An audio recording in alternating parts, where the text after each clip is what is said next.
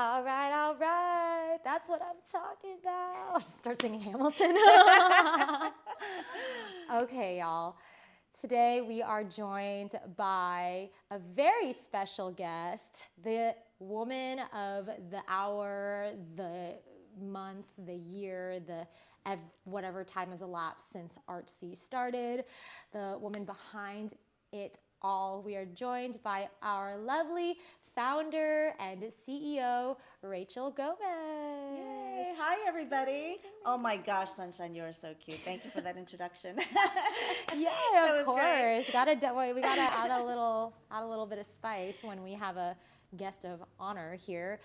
Thank God she finally agreed to do this after so many attempts of badgering, but you know she is stepping into her full ArtCee era right now. That's why we're here. So really excited to just share with you guys just some of the vision and the stories and the inspiration behind ArtCee as a platform, and hopefully you guys are also going to be walking away with some amazing knowledge drops, wisdom drops, just all the drops, mic drops, as you do if you've ever had. No pressure. No, if you've ever had a conversation with Rachel, if you're one of her connections or friends or loved ones in real life, you already know that you always walk away with something insightful and maybe something that you haven't thought about before. So I already know that that's going to happen here, and I'm really excited for you guys to be a part of it. So, oh, thank you. Yeah. It is. I have to say that it is a little weird being on this side of it. I'm so used to doing the interviewing, so. Yeah, and if you haven't seen any of her doing the interviewings, be sure to check out our channel for all of the other amazing featured guests that we have, all the multi-passionates and multi-creatives and just the amazing talent. And so we could put together a little playlist of hosted by Rachel. That way you don't have to dig. Many of you guys may or may not, you know that Rachel is a founder and CEO. Some of you guys might know she's an advisor for the SBDC, but what a lot of people might not know, depending on how you're connected to her, is her extensive performing arts background. So what do the arts mean to you? Yeah, so I think I was just born into music. My mom and dad were singers. They were known as the singing sweethearts back in the Philippines. And even though when we moved here to the United States, they were professionals, they always sang. And I just thought growing up that that's what everybody did. I thought everybody had their regular day job, and then at night they did what they loved. And I figured everybody probably sang or danced or played a musical instrument or joined a choir or started a production company or, so I think it was just ingrained in me in a very early age that music was a big part of who I am. So I started playing the guitar in the 3rd grade, piano lessons, younger than that, probably 6 or 7 years old, and sang. The family was a musical group. Very cheesy, very campy, the cheesiest of all family groups, the Gomez Family Singers. Yay! But we were very proud of it. We sang in 5-part harmonies. Mom was a coloratura soprano, dad a tenor. I have 2 brothers who are professional opera singers, both baritones, and then I was, the alto, the filler for the filler harmony. But yeah, so that was younger years. In high school, I did musical theater, sang in choir, and then even after that, sang in bands, did more musical theater, choral groups, all sorts of things. But I went from being on stage and even on camera, because we did some television specials, moved from that to being behind the scenes. And I ended up being a music teacher, a vocal coach, musical director. And so music has just been a part of who I am. And so segueing into ArtCee is really kind of fulfilling my life's mission, I believe. I have the business side of things, and I kind of re-identified myself thinking that's who I was going to be as an adult. And then I would just do music and the arts on the side just to keep it going. But at some point, I really felt like there was a void.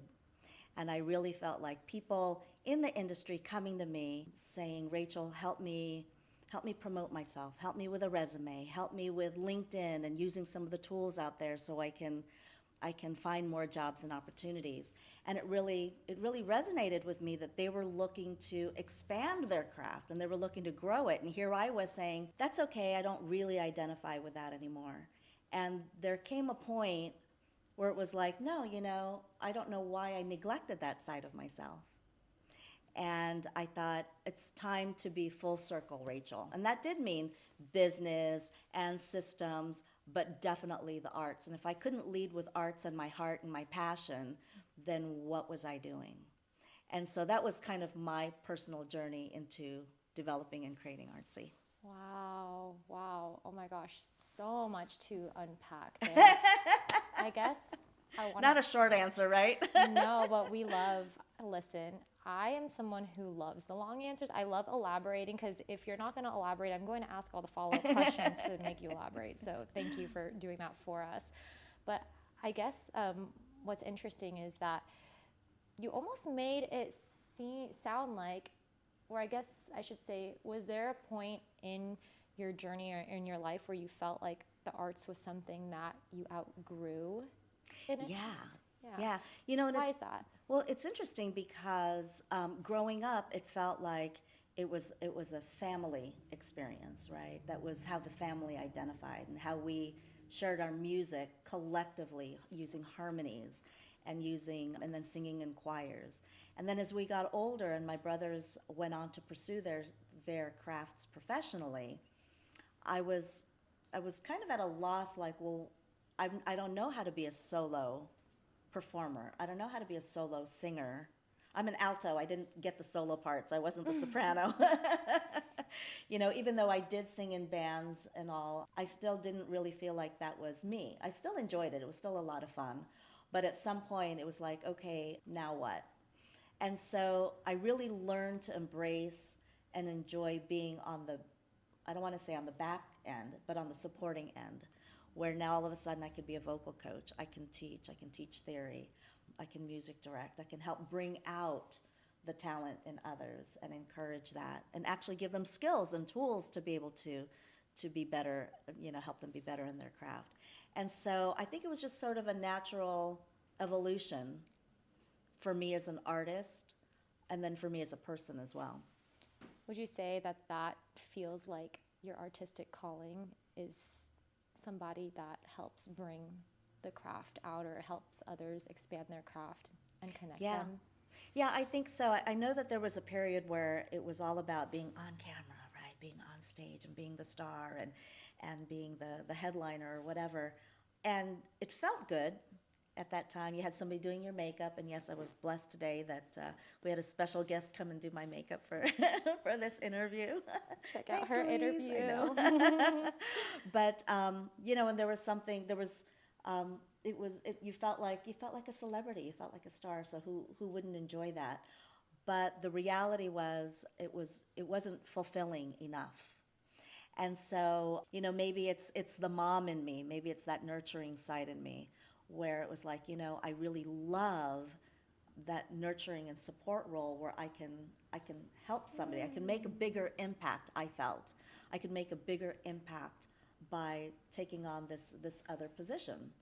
And yeah, so it's definitely changed. And then with ArtCee, I get to apply all of the business side of things along with wanting to be in that support role and wanting to create and make an impact. I think it just sort of grew into being, the founder of this new platform. Yeah, and that makes a lot of sense now that you also mentioned that the nurturing aspect of it comes from your identity or your identification with motherhood, because that is a huge part of your identity. You are just such a naturally maternal mama bear, not just to your kids, but you're a second mom to so many people, including me, including myself. Aww. And so it makes so much sense why nurturing just feels like it's something that fills your spirit, or it just feels natural for you.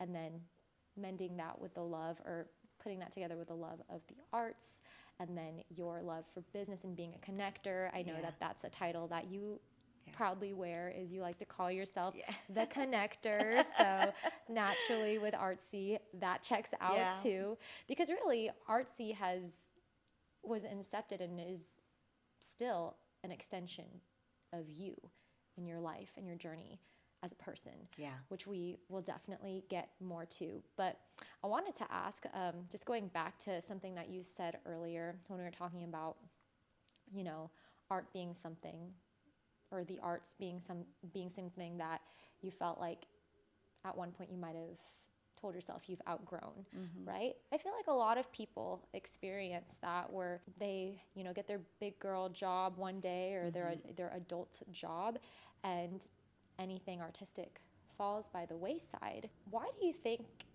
it's something that people tend to outgrow? That's a really great question, and I think it's really the bigger question about life, right, and change, and how we or if we embrace change. And I think for a lot of change, it requires an openness and some vulnerability, which is hard for a lot of people. And then you couple it with the arts, where almost, in order to fully express and experience as an artist, you have to be open to vulnerability. So I think at some point for me personally, I think I hit a point several times where it was, okay, what next? Am I really ready to change out of this persona that, I thought I was the cute kid in front of a camera. Then I thought I was the lead singer of a band. And then I thought I was all of these different personas that I had taken on because it fit that period of my life, right? And then once I had kids, well, I was not only in mom mode, I was in music teacher mode. So I was still nurturing, and it was a role that was very natural for me. And it felt really good. But then again, I outgrew that as the kids got older. So then what? You know, did I still identify with being on camera, on stage as a performer? It changed. And then as you get older and then you get into business, then then what do you relate to? And so I think it's not that I outgrew it, but I think how or what my expression of my craft and the arts and what it all meant to me, I think it changed, but I think that was just a natural evolution as I changed in my life. Yeah, that's a really interesting way to look at it. It also kind of makes me think of what you said about your parents, how they had their regular day job of being doctors, which is not a breezy day job by any means. I imagine that they probably had a lot of days where they came home really exhausted, but still somehow having the energy to muster up for the arts and, for the family to do that together. I just wonder, like, what is the importance of keeping the arts alive in your life, even if you have a day job? And it's interesting because they are absolutely my biggest inspiration. A lot of what I do, I've done in honor of my parents. As immigrants, and I know you relate to that, but as immigrants coming to this country, I was very little. I was only 5 when we arrived. Mom was already a doctor in the Philippines. Dad was an accountant. And she didn't come to the States and was immediately a doctor again. It doesn't work that way as an immigrant. And so she took on, jobs in the labs as a lab tech. Dad was a bookkeeper, trying to get a foothold into the culture and to what their career was going to look like, their future was going to look like here in the States. So it took them a while. So Mom didn't become a doctor again here in the States until she was 40. Oh, wow. Yeah. And then she didn't open up her private practice till she was 45, 47. So Mom was always, you're never too old. Yeah, I'm a doctor, but that's just my job. It's what I do. It pays well, right? But throughout that whole process, who they really were lovers of the arts. They were lovers of the arts. Anything, classical music, opera, and they embraced it all. Dad was also, he was also a bit of a nationalist. He wrote, so he was a librettist, and so he wrote operas and musicals, and and books and stories. And I think at his heart, he always wished that he could have been a writer. Yes, to sing, but he had so much in his heart that a lot of what he had written, even now as an adult, and at this stage in my life, I look back and I'm like, wow, Dad was that deep. Like we took it for granted at the time. We didn't realize the depth of, you know, things you experience, and oftentimes as immigrants, right? So that's some of that survival instinct, some of the loneliness, some of the, some of those frustrations, and then also the love of country. So he had a huge love of the Philippines. He collaborated with other musicians, and a lot of it was about love of country. It was a lot about old Philippine history, how it came, and then how it came to be the country that it is today, and his love of the culture. And so a lot of our performances actually growing up were around cultural events, Filipino cultural events. So we're actually in the UCLA library, the ethnomusicology department. Yeah, and so What? Mom and Dad, their albums, we have some newspaper clippings of some of the performances that we did. And they felt that what we were offering, not just musically, but as a family of immigrants, was really representative of a lot of Las Vegas LA immigrant families. So, Wow. so big inspirations, yeah. Wow. And, you know, it's not too surprising just based off of what I hear to hear that your dad was super deep, especially in his craft and his work, because I feel like that's just the nature of the artist, right? Mm-hmm. Artists are not only in what they do, but how they think. It's kind of like a practice of continuous introspecting and self awareness and digging in a very intentional way and kind of like facing those parts of yourself and maybe even like processing your Mm-hmm. inner worlds. That's essentially Oh what yeah, artists are doing, yeah, right? And so many people, especially those who are just in the grind, going through the motions, tend to go numb and become avoidant, yeah, and maybe don't even know who they are anymore or how they feel about things because they're just going through the motions. But if your dad, if your parents, were in this practice of helping people and it was, I'm sure, like I said, there were grueling days, they probably needed a place to yeah. process some of those You, emotions, right? Yeah, it's interesting because as artists, right, we write, we sing, all of these different things that we use as expressions, we do it and it becomes, therapeutic for us, right? But being a daughter of that and reading back and having maybe the life experience or whatever it is that now I read his works and it takes on a completely different meaning. So Right. it's interesting because I was asked to contribute to this book recently, and it's called Leaving a Legacy. And the editor publisher is a really great friend of mine, Ernie Delphin. He was one of my producers for a musical that I had done many years ago.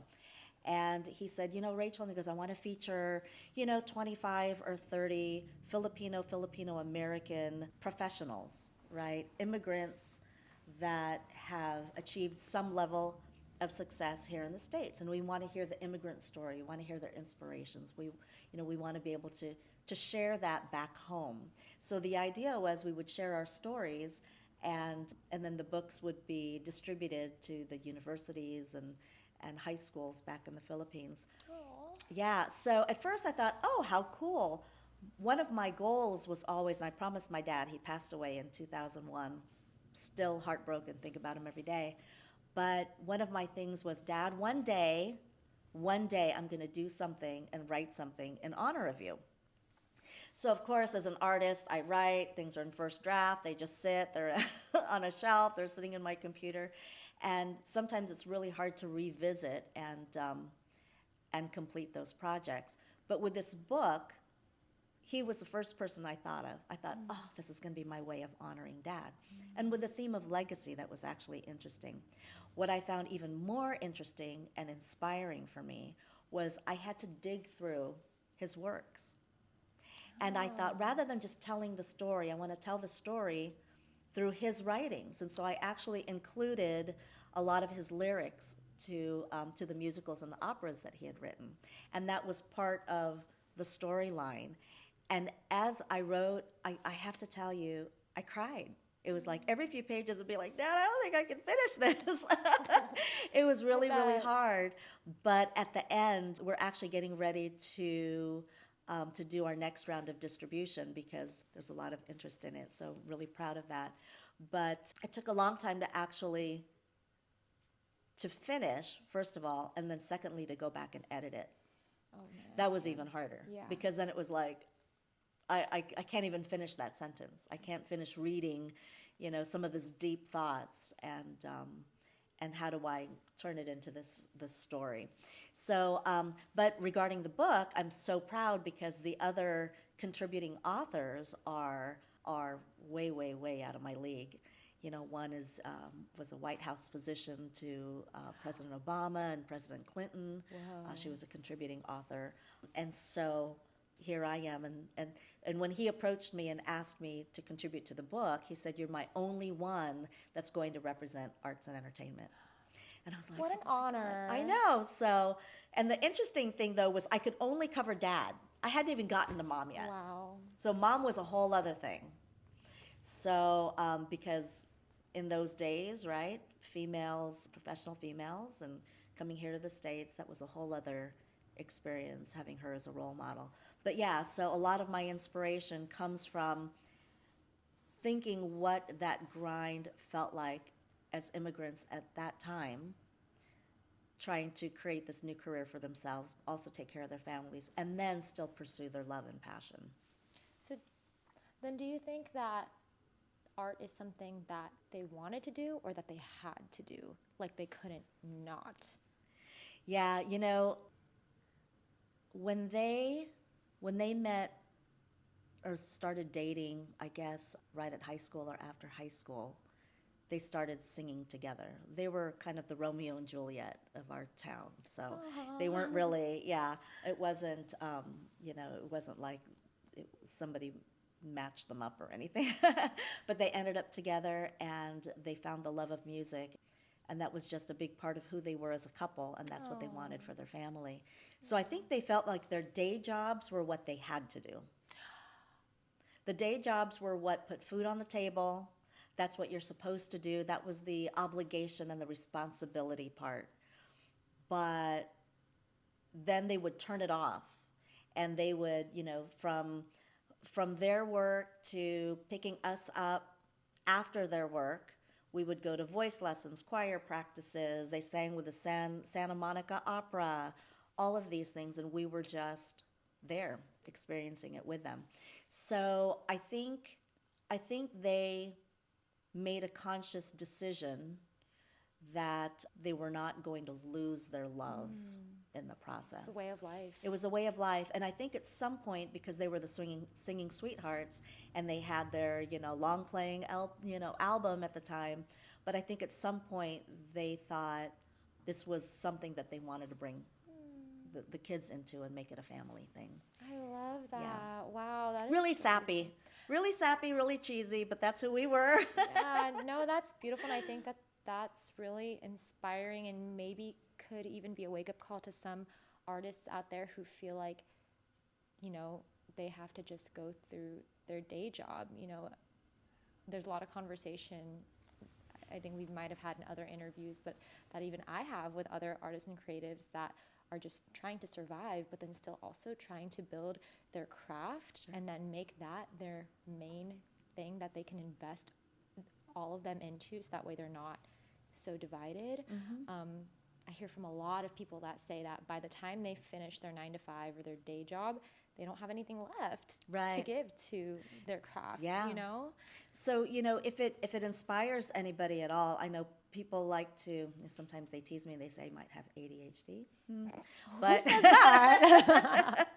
but when I look at my parents,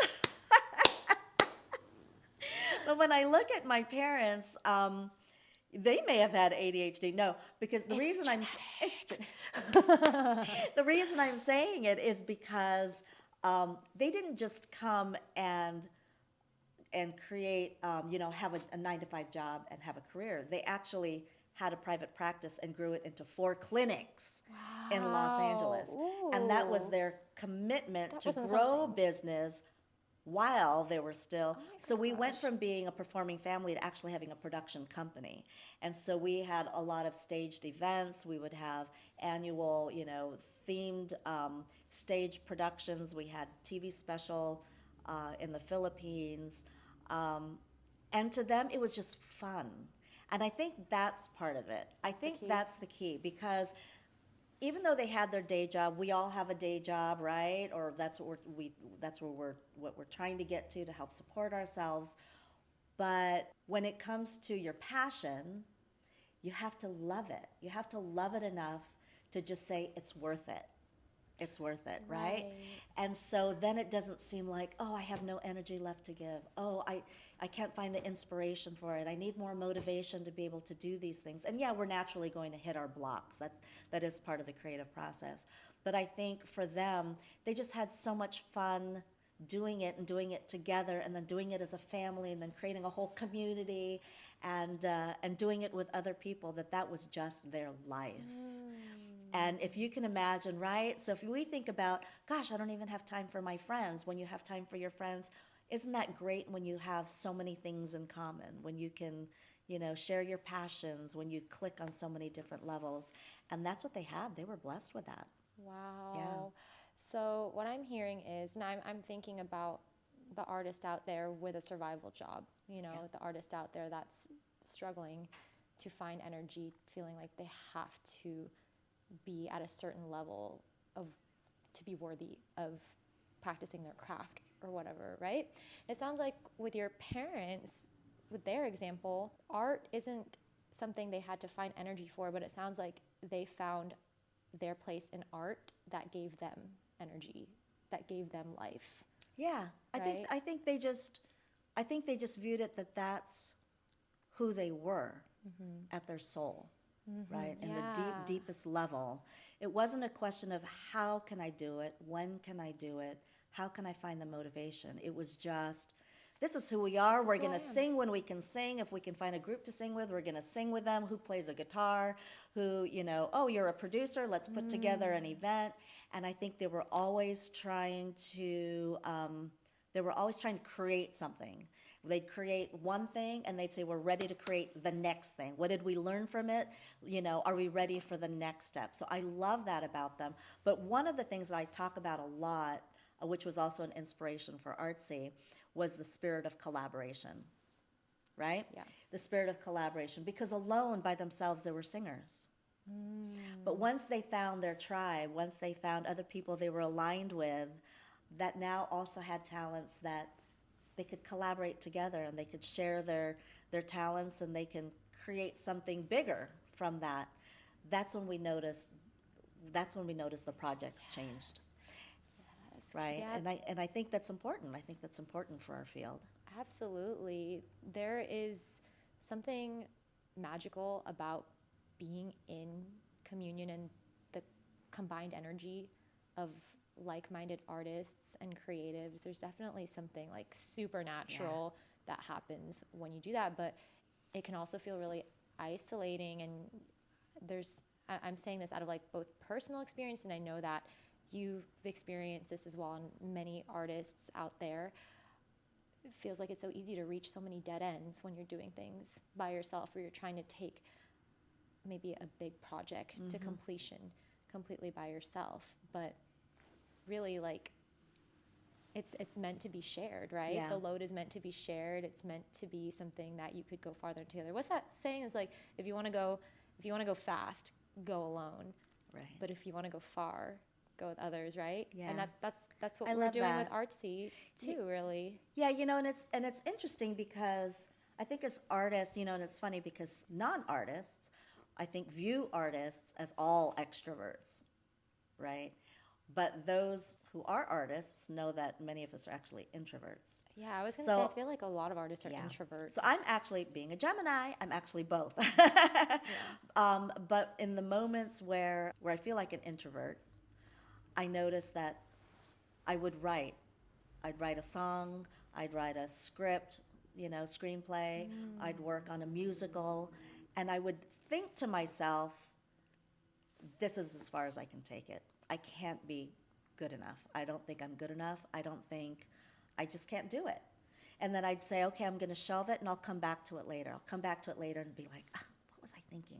I don't like this at all. Or I'd make some changes to it and then it still sat in draft mode because I didn't really understand, even though I grew up with that spirit in mind, I didn't really value what collaboration can do in that creative process. Because your parents were the ones that were intentional about it. They were. They were the ones that were actively seeking it out, and you were just kind of like there to experience and be a part of it. So it sounds like you've kind of reached that moment where you're like, oh, something ain't right. There's something missing here. I think it's funny because they made it look so easy. Yeah. And so I just thought when you're that good, people are going to flock to you and you're all going to create something pretty wonderful together and a wonderful experience. And so on those, in those moments when I'm writing and I'm isolated and I'm being vulnerable, I'm writing by myself, right? And I don't have a tribe. I didn't have my group of people and other creatives to go through that journey with me. And so I internalized it instead. And I just thought, and I'm sure many of you probably can relate to it, and I just thought, you know what? This probably isn't my talent. I don't think I'm that good. And so I think, okay, well, then what? Because I know the passion is there and I know I'm good at something in this field. And so I think a lot of my journey, personal journey, was trying to find my identity in that space. So if I'm a singer, I'm a music teacher, am I really a writer? Am I really and so I was questioning that. And it took a long time, and I think I still struggle with it, but it took a long time for me to finally say, this is just who I am, and I'm just going to create, right? And I'm going to leave it up to the audience. I'm going to leave it up to everybody else to judge it. If they think it's good, bad, mediocre, a work in progress, whatever it might be. But it's time to release it. And I think that's a hard thing, I think, for many artists. So if you guys are going through that, understand that it's normal. And I think part of being a creative is really to just release it, right? And then we learn from that and we grow from that. And then our next work kind of incorporates all of that and embraces all of that. Absolutely. I think the sort of entire journey of the creative, or the whole point of being a creative, is the actual process of it and not the outcome. We do it for the process. If you really think about it, I mean, the outcome becomes like shiny object syndrome sometimes, but it's really about like the growth and the journey that you take through it all. But something that you mentioned earlier when you're talking about just what kind of work came out of you when you had time alone, I think that's also still important, it sounds like, because that reveals your sort of true nature and desires. And so you are just an artist by nature. And oh man, I just feel like there's so many artists out there with day jobs. I can't stop thinking about that, and so I think it's really key for those who are out there that are artists with day jobs, or artists with survival jobs, or artists with whatever else. It's important to recognize, as you did and as your parents did, that being an artist, that's who you are, like at your core, in your heart and in your soul. And I think it's important to recognize that you have to identify it and claim it and walk in that. Like that's absolutely. Who you are. Absolutely. Right? But I think there's also kind of that sense of purpose, right? Because as artists, we get, we see the final products in the movie theaters. We see the final products on screen, on, Spotify and YouTube, and so, we measure ourselves against these things. And are we progressing fast enough? Are we completing our projects? Are they as good as? And for those with day jobs, I've come to really appreciate that I had my day job, because I actually love being a business advisor and being a business consultant and having that. And now fast forward with ArtCee, I wouldn't have been able to create ArtCee and really understand impact and systems and organization and all of these other things that I learned through my day jobs. I wouldn't have been able to create this. And so for me, when we look at purpose, I don't think there's one answer to it, but I do believe just staying open to it. So if you have a day job, what can you learn from it? What can you embrace, and then take it with you? Maybe it can create a good storyline. Maybe it's Right. inspiration for something you write. So don't take it for granted. Yes, it's survival mode, but try to find a piece of beauty in that so you can take it with you. That is such a great perspective and great advice, because artists and creatives are essentially collectors of different pieces, Right. and they use the different pieces of experiences and moments and other things, and they're making associations. That's really all it is to be a creative, is to like associate Yeah. things and make new associations. I love right? So I that. think that that's really great advice to sort of reframe looking at not just your day job, but all of your life experiences as things that can and do inform your art and your creativity, right? Absolutely, absolutely. And then, how we connect with each other and how we can impact each other. I take those as extra tools. That's all part of my toolbox.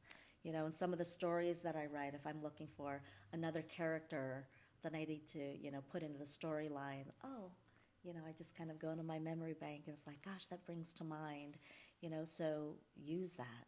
Yeah, I love that. I love that. And to go back to what you were saying about how your professional experience has really played a huge role in the inception of ArtCee and what ArtCee can do to just button up, streamline, systemize, and modernize something as vital as collaboration, right? I think that a lot of us can agree that the arts, entertainment, creative industry is so much of a who you know Right. industry, right? But Right. what happens when you're not born into Sure. a world of connections, a world of advantages, a world of resources or wealth to be able to go to the best art school? Nothing against this, but it makes me think of like, I absolutely love Ariana Grande, okay? I love her. And I was just watching an interview with her where she said that she grew up going to New York, and whenever she'd go to New York, her parents would take her to and her best friends to as many Broadway shows as they could see all weekend long. Wow. So she's always a Broadway girl. Yeah. And I'm like, oh man, look at the impact that Sure. can have on a child, early on, and what kind of path and experience and investment that Yeah. they'll make when they're have access to something like Broadway shows every weekend, Yeah. right? Isn't that wonderful, gosh? Right, I know that sounds like a I dream. know, right? Oh one my God, day. I would love that.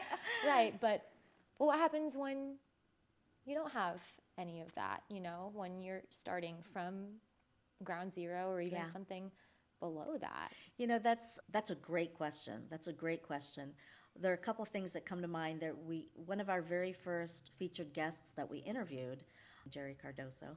Yeah, of course. Yeah, but he is an animation producer, and one of the first things when we started talking, and I had told him about, we had, I think, just launched ArtCee, and tried to tell him, share the concept, shared some of the platform with him, and I was trying to get his feedback because this is still, it's basically LinkedIn for the arts and entertainment community, right? But it was still kind of new because it's more visual than, even though it's still database driven like LinkedIn, it's more visual. It's really meant for us as the audience, as creatives. And so he said to me, Rachel, and he goes, he had produced an animated film, a feature-length film, and he had major players doing voiceover work. James Olmos, I can't remember many of the others, but some really big Latino and Hispanic, artists. And he said, Rachel, it took me 8 years to complete this. And I was like, wow, I can just imagine because of the digital artists you have to find. How did you find your people? And he said, it's really hard because we didn't have access to people. And where are you going to find digital artists if you're not already in that community? And he said in Mexico, we have a huge population of talented digital artists. That's where the Animation Film Festival is. And he said, so I talk to the people I know, and they say, and I ask them, do you have a cousin? Do you have a neighbor? Anybody else that might be in the industry that we could use and bring on board, because they didn't have access. And he said, can you imagine if we had a platform like ArtCee, something that helped us to connect with other people, where I could go and find, whether it's a digital artist, voiceover, actors, directors, producers, potential funders. Can you imagine how much quicker we could have completed the project? And so I think that's a big part of it. Technology, I think, when you look at like the data and the statistics and everything else, they say that one of the biggest impacts to arts and entertainment is really technology. And so that's kind of, right, that's kind of what we are. And so how is technology going to impact the industry as a whole? We're not talking AI and on the creative side, but for business, to help you be seen, to help you grow in your craft and make sure that your visions can become a reality, right? You want to be able to produce it and see it on screen or hear it, whatever it is. The tools are getting better. Technology is making it easier to connect. And so that's a great thing for today, right? Back then, there was a lot of nepotism, there still is. But it really was about who you knew. And so if you weren't born in that circle, so mom and dad, it took them a long time to find their circle and their tribe. And when they found it, that's how it grew. Who do you know? Do you have another friend? Do you have somebody you worked with in the past that we can bring into this bigger production from the last time? And so it's just a longer process. So today, I mean, there's, mixers, networking events. I know that's one of the things that we're trying to create in ArtCee at the community levels. But I think a lot in the industry are really recognizing that need, and they're trying to figure out ways to make it easier and to make it fun, but just to be able to align a little bit easier with other people. Right. No, you bring up an interesting point. You're absolutely right. The impact of technology in the arts and entertainment industry, like at an industry level, like you said, aside from AI, and right, the creatives and whatnot, but in a way, does it still feel kind of outdated, the way that things are being done, in terms of talent acquisition, finding, sometimes it feels like we're still stuck in 2003 with some of that stuff. Well, when you think about it, when did technology really make an impact in business, right? Some of the leading platforms, I won't name them, but they're 20 to 30 years old. But they are old school, build hard code from scratch, very bloated, from a human capital, that's an HR term, but really in terms of numbers of employees, people on their teams to be able to manage the platforms and stuff. And technology these days is just simpler and easier. So you can execute faster, quicker, less, more efficiently, less expensively. So from like the talent acquisition side, like you were saying, my background was also as an HR consultant, staffing, recruiting agency. So I'm familiar with a lot of those platforms. And so what happened in the past, those older platforms were very transactional in nature, right?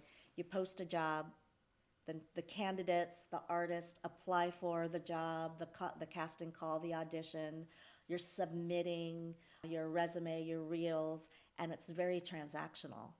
And no matter what the industry was, those were the platforms of the day. But then LinkedIn came along and changed it and put the power back into the hand of the candidates, right? So they said, you get to control your brand, you get to put your whole, bio up there, you can put in, your volunteer experience, you can get endorsements from other people you've worked with, you can make your own connections and build your own network. They changed the game. So for recruiters, a lot of us at the time were like, oh my gosh, they're gonna put us out of business. But it ended up being our biggest tool. So it changed the industry. And it didn't really work for arts and entertainment, but that is something that we're hoping we are able to, and we've been able to create with ArtCee, is to be able to flip that. So you're not beholden to just submitting and waiting to hear back. Right now, you get to control your brand. You get to upload your full portfolio, your gallery, and your full introduction, your work history, your vision. Make it personal so people know, get a better idea of who you are and what you'd be like to work and collaborate with. And so we're trying to flip that switch. Right. And give it back to you guys. Right. And, a lot of times artists and creatives don't fit neatly into a little box. And so I remember one of the things you had mentioned before is there's sometimes where when you are in all these different crafts, or when you have these separate crafts and disciplines, you got to have a portfolio or a brand for this. And then you got to have a separate platform for this. And then you house your other work here. But with ArtCee, that's not something that is an obstruction. If anything, we love and we celebrate the multi-hyphenates, because that is the nature of the artist. Absolutely. So with ArtCee, we really want to be able to give the artist full, we want the artist to be able to tell the full story, is what you say. Absolutely. Of themselves as an artist, and make that something that's beautiful and a plus about you, and not something that's no, I'm this, but yeah, I'm also this, Yeah. and that, Well, it's interesting. We had an earlier interview, and we had talked about the evolution of the artist, right? And that's kind of what this is about, because as creatives, we tap into one passion, and all of a sudden, it's wow, but I love to do that as well. Mm-hmm. And I've already tapped into it, whether you're, in front of the camera, but now have experience behind the camera, or writing or directing or producing. And so how do you put that out there, like you said, if you have to put yourself in a box into each of these different systems and platforms? So there was one person, an artist, who reached out to me and said, hey, Rachel, because still I'm a recruiter, can you help me build my resume? Because my background has been as a sound engineer, sound designer, big projects. But my new passion is I want to segue into being an illustrator, storyboard artist, right? Very different. He was like, how do I capture that all? How do I put that on a resume and a piece of paper? And he was like, well, maybe since I'm looking to do storyboard work, maybe I need to downplay my other experience and talk about all of this other stuff, the new stuff that I'm learning. And it's like, you know what? The whole point of it is we want to see who you are as a whole. Because what you've done in the past, big or small, lends to what you're doing today. Mm-hmm. And it's going to lend to what you're doing tomorrow. Yep. So that was one of the big pieces we wanted to be able to capture with ArtCee. So when you upload your portfolio, it could be video reels, it could be, it could be a music video, it could be, if you're a photographer, some of your still shots, fine artists, some of your, actual, work in that way, makeup artist, costume designer. I mean, it just goes on. And you can just upload all of it. And you can share that public profile, whether you're applying to a job or you're just reaching out to your network or trying to collaborate with new people. And they can see and they can say, wow, he has all of this experience in this industry as a professional, and he's breaking into here. They're not just going to look at you for the one skill set that you're applying for. And I think that's empowering. I think it's really powerful for an artist, big and small work that you do. And so you're right. It goes back to what you were saying about flipping the script. Yep. That's just another way that ArtCee is flipping the script. Okay, so let's just get into the nitty gritty. Tell us how ArtCee, or what makes ArtCee unique and different from any other platform out there. Talk about some of the things that ArtCee offers that Absolutely. maybe other platforms don't. Absolutely. And other things ArtCee considers that you won't find anywhere else. Absolutely. And I would have to say it's functionality. We offer a very robust platform. When you think about, we are a SaaS platform, so we are online. Next up is we will be coming up with an app to make it easier, but you can also access it with your phones. But the functionality behind the platform itself, it is database driven.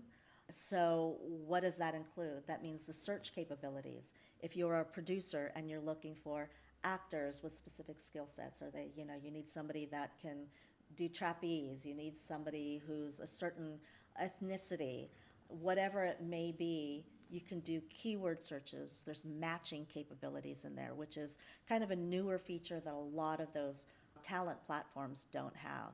So if it's, gender first, ethnicity second, location third, or whatever they may be, or if you're looking for, it has to be somebody who knows martial arts, and martial arts first, and you can put weighted values in the search criteria.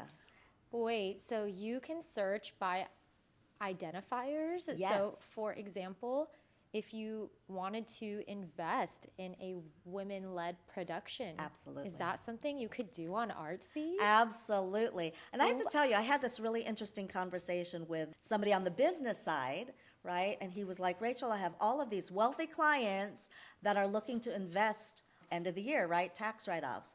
And he said several of them have identified the arts, but we don't know where to go to find these projects. I was like, so where did you take them to? And he goes, honestly, we Googled, we found a couple of people, and then we just sent them money.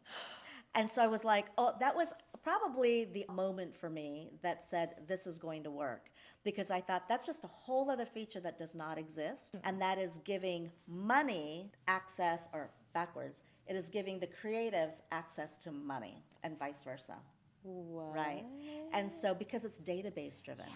So we're working on that. We're working on getting that messaging out. But in addition to that, when we talk about being able to control your brand, there's a little button on there which also, after you fill out your full profile, it actually creates a resume for you. So I've had people in the past, again, being a recruiter, when they ask me, Rachel, can you help me create a resume? Like, okay, where do we start? Well, this actually takes all of the information that you feed it, and it puts it in a really nice professional format that you can then submit. Yeah, so there's a lot of really cool features that it offers that it doesn't currently exist. Right, and the features are only starting to grow. I mean, seem trivial to some to just talk about features or whatever, but the features that That's the geek in me. That's the whole right. techie side. The features that the platform offers, they're not just like bells and whistles, but something that I think of is they're just really tools to help you in your professional, creative, artistic journey, because a lot of people don't think about the business or the professional side, or they kind of just get slapped with it with a very harsh reality check and just not really anticipating the realities of the business of the arts and the creative side, right?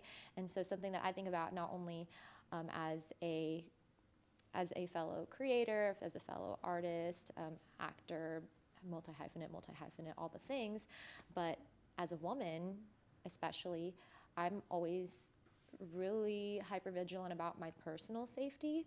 And I think a lot of women, there is a level of just concern and awareness when it comes to talking to people that you don't know, especially people that you might potentially be working with very closely, right? So I really love that something like ArtCee gives us the ability to look into the production company's profile, because other things out there, there's not really a way to kind of check and see what that company is about, if they're legitimate, what works that they've done. It can be hard to find any information on them to see if, am I working with somebody legit, or is this somebody that aligns with the kind of work that I want to do? But more than that, the fact that you can do calls and messages between that entity right on the platform, so you don't have to give out your personal email, you don't have to give out your personal phone number or anything, and the necessary communications can stay within the platform. So I know we talk about features, but as somebody that is an artist and creative in that world as well, that's something that I feel like is just really helpful. Yeah, and again, because technology has just made it easier. It's easier to access all of these different features when you're building it. And so it's not only a convenient feature, like you said, and then for safety purposes, but I think it's something really cool when you think about technology, right? That you can just stay on the platform, press a button, and know that it's going directly to that person. You don't have to go through an intermediary, a gatekeeper, or anything like that. And you can just begin those conversations. And I think that's really the true spirit of collaboration. We're trying to break down some of those roadblocks, the unnecessary ones, right? Exactly. And then it's just a matter of let's just talk. And yeah, and so I think also in the spirit of collaboration and in the spirit of really celebrating the whole creative process, a big part of ArtCee is also we want to be able to feature a lot of our users. And so today, beautiful studio here, Sunshine Digital Studios, we love hosting our featured guest interviews here. And so we've had quite a number of them. And just to hear their journey, kind of their expertise, hear it in their own words, how they're developing their brands, how they want to be seen, and to be able to help support that and highlight it and help them in their process, because we all know that's really hard. We can't just rely on social media. We can't just rely on some of the traditional ways to be seen.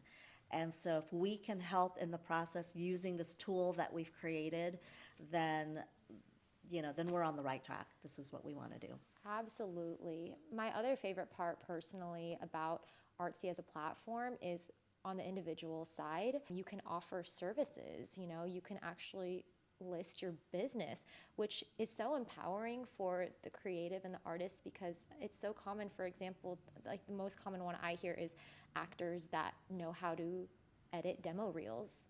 They can offer that as a service and list it as a service. And so that's something that you can also showcase, or that can be reflected on your portfolio. So yeah, you're this multi-hyphenate, but then if you want to either work or collaborate or actually work with you, it's again flipping that script. Instead of them going out and posting their services, creating a whole new website for their services or whatever, it's just simplifying and streamlining it and giving that power back to the artists and creatives, while still streamlining all the moving parts of the industry, right? So you don't have to go Absolutely. to all these other And places. touching on the whole the business services side, right? So how many creatives out there need to find a specific bookkeeper or an accountant that understands the entertainment industry? Who needs an entertainment lawyer to take a look at contracts? How do you do your taxes? Right, taxes. I mean, all of those different things. And so, do you just use Yelp for that and to see which ones specialize in entertainment? Or would it be great to be able to pick from your own, database and your business directory, people who are already part of that industry, and see who reach you out that way, align and with. see I who you think align that's the with. biggest thing, whether you're going to be working with a production company or you're going to be working with a bookkeeper. You're going to be transferring and sharing energy. And as artists, we all have to kind of be mindful and aware of protecting our energy and our artistic spirit. And one way to do that is to work with people and share energy with people who are in alignment and in harmony with you Absolutely. as a person. Yeah. So that's what we're all about here at ArtCee. It sounds like from this conversation, just the common thread, the core of everything is the spirit of collaboration, one of our big values, and empowering, flipping the script, empowering the artist and creative. So Yeah, but there's another thing too, which I didn't mention, and that is a lot of the existing platforms, some of the traditional ones, only exist in the US. They're meant for the domestic market. So the beauty of technology today is we have the global reach, right? Now we can reach out to the digital artists in Mexico. We can reach out to talent and new producers and new film works from the Philippines and in India and the UK. And it's just an easier way to connect. And so just a lot of exciting things about the platform. yeah, look out for ArtCee featured guest interviews across the globe coming very soon. Yeah. Very, very soon. So We're on our way. we're on our way. Yeah, we got our flights booked. Anyway, so thank you so much, Rachel, for taking the time to just really dig in and be vulnerable as well and share so much of your story and your journey and everything that has led up to ArtCee as it is today and as it will continue to be and evolve and grow in. Thank you. My so pleasure. much. This is from the heart. Yeah. I love it. I love this industry. I love all of you creatives. You are what, brings joy every day to our lives. So don't take what you do for granted. We appreciate you. We love you. And we just want to be here to support you with some new tools.